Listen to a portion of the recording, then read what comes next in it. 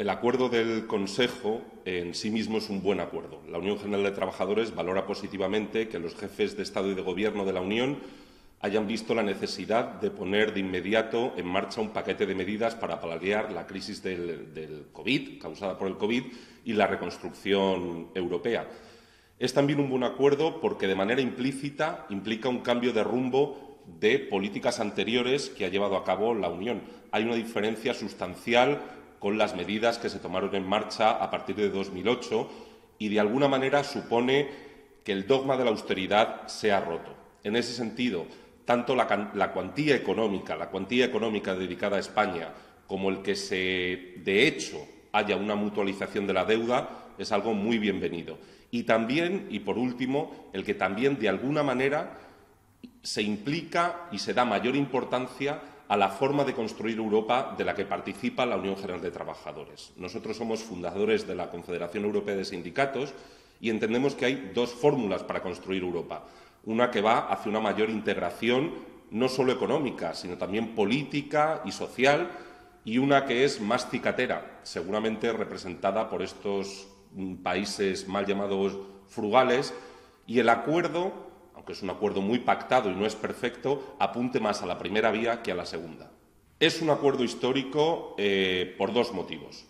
Es un acuerdo histórico porque, aunque llega demasiado tarde, hay que recordar que la propuesta de la Comisión, la propuesta del Gobierno español, la propuesta de la Comisión, la propuesta de Francia y Alemania fueron hace mucho y esta medida se tendría que haber acordado hace mucho. Es un acuerdo histórico porque es un acuerdo y, como tal, ante el riesgo de que no se llegase a una solución y que esto supusiese, de hecho, la voladura de la Unión Europea, es un acuerdo porque marca un claro cambio de rumbo en las políticas que teníamos desde 2008 y 2010. Se habla de mutualización de la deuda de alguna manera y eso es muy importante. Se habla, sobre todo, de ayudas a fondo perdido, es decir, de un instrumento verdaderamente solidario donde se va a contribuir para que los países que han sido más afectados puedan beneficiarse más. Esto no es una crisis española, no es una crisis del sur, no que la anterior lo fuera, pero así se justificó. Es una pandemia producida por una pandemia mundial en la que todos los países se han visto afectados en mayor o menor medida y que no se sabe hasta qué punto podrán seguir siendo afectados en mayor o menor medida hasta que aparezca una vacuna. Es un acuerdo histórico, seguramente sea un acuerdo que es posible mejorar.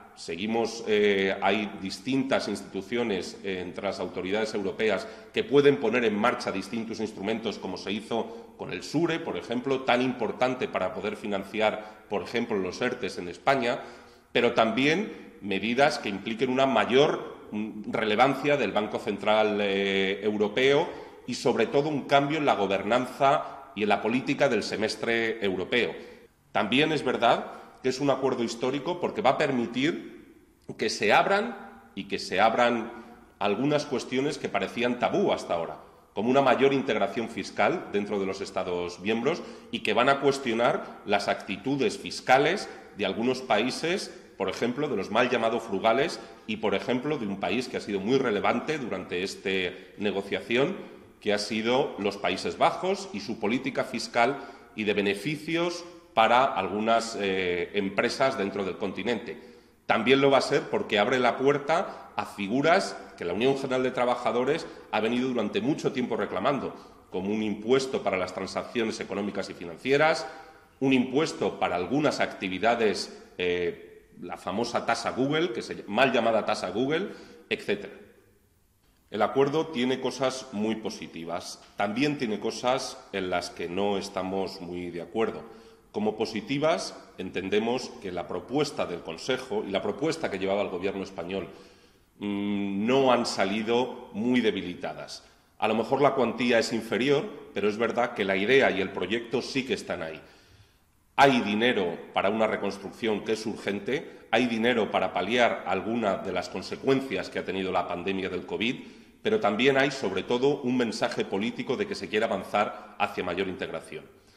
No es un acuerdo perfecto y, en ese sentido, se da demasiada potestad al Consejo frente al Parlamento, que es la autoridad democrática más representativa de la Unión Europea. Se incluyen algunas causas de condicionalidad en las que, por supuesto, no coincidimos y se olvidan algunos elementos muy importantes como son la vigilancia, vamos a decirlo así, de los procesos democráticos dentro de la Unión. Se incluye, por ejemplo, un instrumento muy similar al famoso y extinto cheque británico, que no responde a una voluntad conciliadora y a un proyecto solidario de la Unión Europea en la que se supone que todos los Estados miembros debieran participar. Pero también se incluyen algunos elementos de condicionalidad, llevados además al Consejo, donde tiene que haber unanimidad, en los que seguramente algunas fuerzas políticas vean instrumentos ideológicos. Y esto no se puede permitir. Hay un gran consenso, no solo dentro de la Unión Europea, sino de distintos agentes económicos y sociales mundiales, de que los efectos que, por ejemplo, tuvo en España la reforma laboral del Partido Popular crearon más pobreza, más desigualdad y dumping social y laboral, no solo dentro de España, sino entre muchos, al final, entre muchos Estados miembros.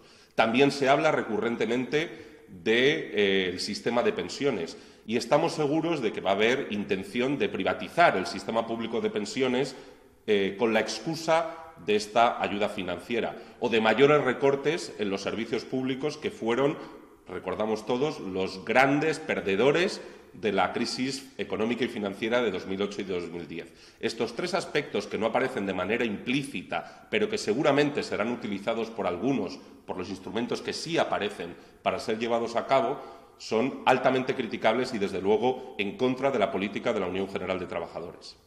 En este sentido, la Unión General de Trabajadores reclama al Gobierno de España, a todos los Estados miembros y a las instituciones europeas que avancen a una mayor integración económica y fiscal. También que le den al Banco Central Europeo mayores competencias. Y, sobre todo, reclamamos dos cosas. Por un lado, con el tema de la condicionalidad, que se está hablando tanto de él, que no sea un sesgo político en las políticas que se vayan a llevar a cabo. No vamos a aceptar mayores recortes en los servicios públicos, no vamos a aceptar que se cuestione que instrumentos como la reforma laboral del Partido Popular han sido dañinos no solo para la sociedad, sino para la economía en sí misma, y no vamos a aceptar tampoco que no se cuestionen los sesgos políticos en determinados instrumentos democráticos. Queremos hablar con mucha preocupación del caso, por ejemplo, de Hungría y de Polonia. La condicionalidad es ahí donde tiene que residir, en beneficio de la democracia y del bienestar de la ciudadanía europea, nunca en el caso contrario.